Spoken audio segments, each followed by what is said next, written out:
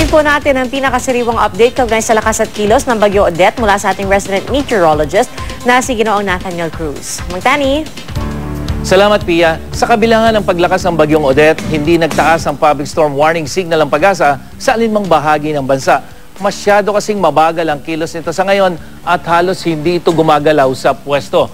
Huling namataan ng Pag-asa ang sentro ng bagyo, 800 kilometers dyan sa may silangan ng Tuguegarao City at lumakas ang taglintong hangin malapit sa sentro, 95 kilometers per hour at may bugsong hanggang 120 kilometers per hour. Bumagal naman ang kilos nito pakanluran sa 7 kilometers per hour. At sa track ng Pag-asa, may tsansang dumaan ito sa Northern Luzon sa araw ng Sabado.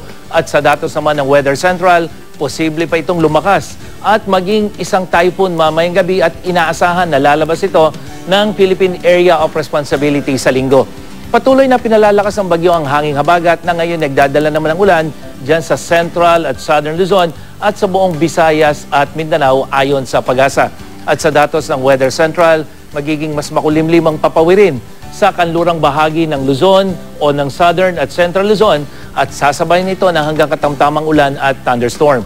Kabilang na riyan ang Metro Manila kaya asahan po ang makulimlim na papawirin at may hihinang ulan mamayang hapon at mamayang gabi.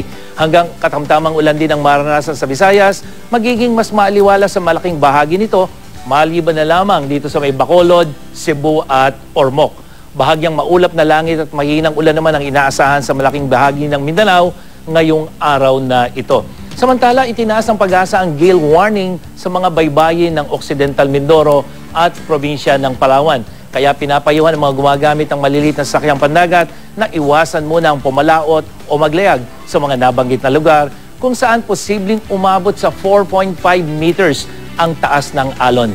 At para sa iba pang detalye, bisitahin ang GMA Weather webpage, i-like at i-follow din sa Facebook at Twitter. Ako po si Nathaniel Cruz para sa I Am Ready, serbisyong totoo ng GMA News. Maraming salamat, Mang Tani.